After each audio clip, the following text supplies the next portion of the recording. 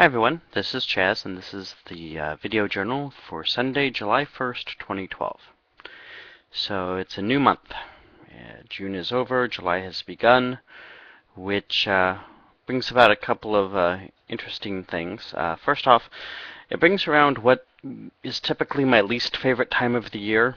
Everyone has parts of the year that they like better than others. Some people prefer the changing leaves of autumn, and lots of people like Christmas time. And lots of people like summer. Unfortunately, my least favorite time of the year is early July. And it's my least favorite time of the year for a couple of reasons. First of all, it's usually stiflingly hot. And then, of course, there's the 4th of July, which is my least favorite holiday on the calendar.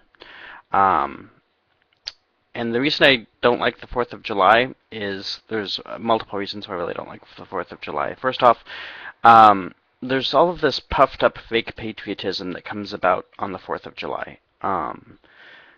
And if I have to listen to Lee Greenwood's God Bless the USA and all the BS that that song represents one more time, I think I'm going to, take a long walk off a short pier.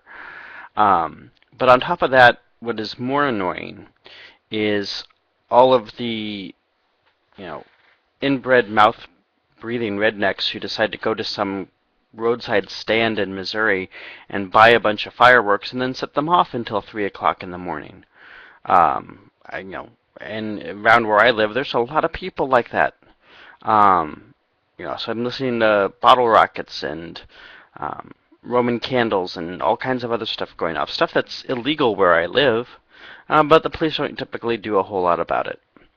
That's not to say that I don't like fireworks. Fireworks are fine. I like professional fireworks displays. I like those just fine. But it's when you've got some neighbor who's 4 sheets to the wind on a case of Bud, decides to pull out a small stick of dynamite to celebrate the birth of our nation by blowing up a small part of it.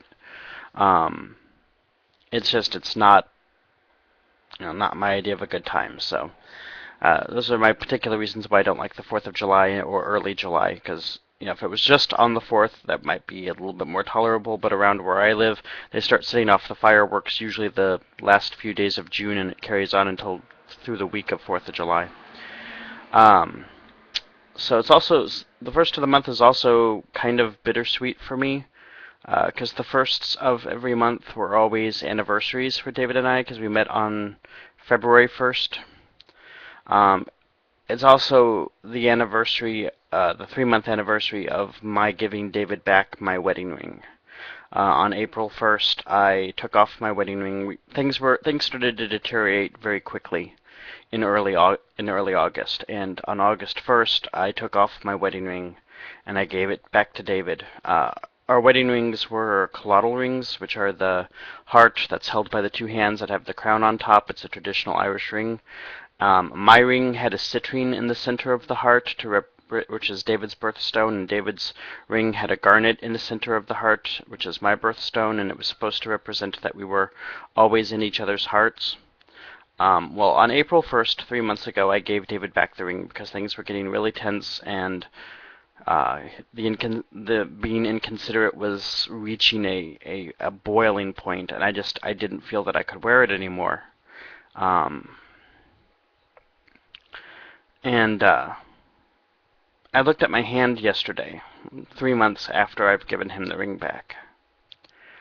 And you can still see where the ring was on my finger. You can still see the lines from the ring. And that kind of bothers me because it makes it seem, it's like my finger, physically, my body still thinks there should be a ring there. Mentally, I think there should still be a ring there, but that's neither here nor there. So since today was Sunday and I had the day off, I tried very hard not to stay in the house in order to avoid, getting all weepy and being surrounded by, as I called it in a written post, the ever-oppressive walls of my apartment. Or the increasingly oppressive walls of my apartment. I don't remember what I actually wrote. Anyway, so I went out and I tried to do some things, but I did some things that were kind of stupid. if I was trying to avoid, being weepy or stuff. One of the things I did was I went to church, which ordinarily you would think that having a faith community and going and being part of that faith community when you're in a mental and emotional crisis would be a good thing. Unfortunately, because so much of what we did or what I did at that church was with David, there are still lots of ghosts in the church. It was very difficult for me to sit there in the pew and not have David sitting to my right. It was very difficult to be there without him. Because people know, the people that know what's going on, they would look at me with, sadness in their eyes and with, you know, and I appreciate that. I appreciate that they're sharing my sadness, but, um, you know, I would look up at the chancel where the choir sat, and I would remember the years that we spent in the choir, and I would remember David playing bells in the bell choir, and I remembered us lighting the Advent wreath, being one of the families asked to light the Advent wreath one year, and all of the things that we used to do as members of this church. We were really one of the, I guess, power go-to couples in the church. The, I guess, token gay male couple to the church could point to and say, see how diverse we are.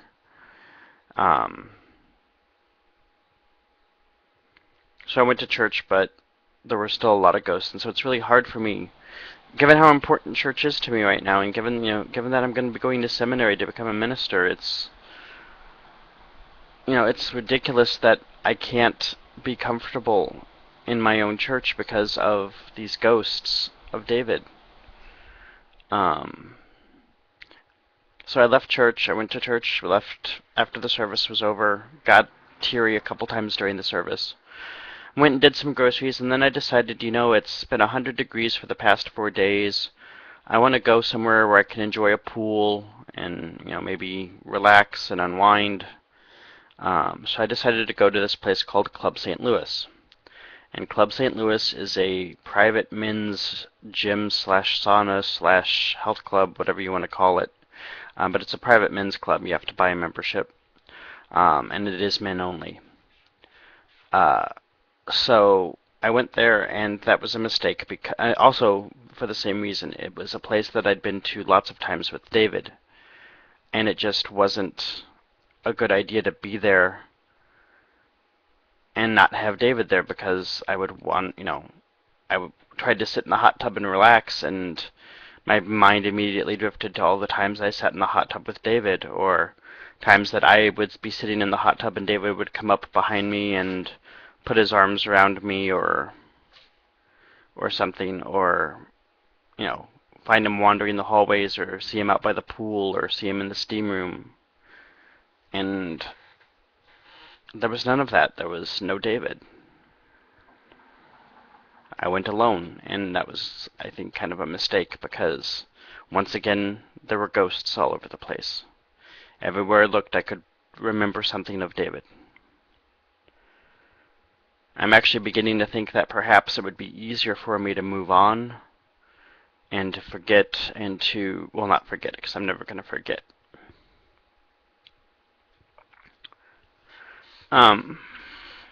But it would be easier for me to move on and get on if I moved to Chicago sooner rather than later. Because while there are a few memories of David and I in Chicago, it's not nearly as many as there are of David and I in Belleville or in St. Louis. I wouldn't have to worry about every restaurant I go to being a place that David and I had been to dozens of times. Or, if, there just wouldn't be that. I mean, even though I'd be in the same city where David is living, I wouldn't be constantly surrounded by ghosts. So it was kind of a rough day today. My mother has said that she thinks that in order to help with my healing, I should change my Facebook profile picture, the one with the broken-hearted bear. And I've given it some thought, but given that that's an adequate description of how I feel, I don't think I will. I appreciate her input, I really do. But what I've decided is I will change my profile picture when I have 3 days in a row where I haven't cried. And so far, hasn't happened. Hell, I haven't had 1 day in a row where I've cried. Or haven't cried, rather. I've had several days in a row where I have cried.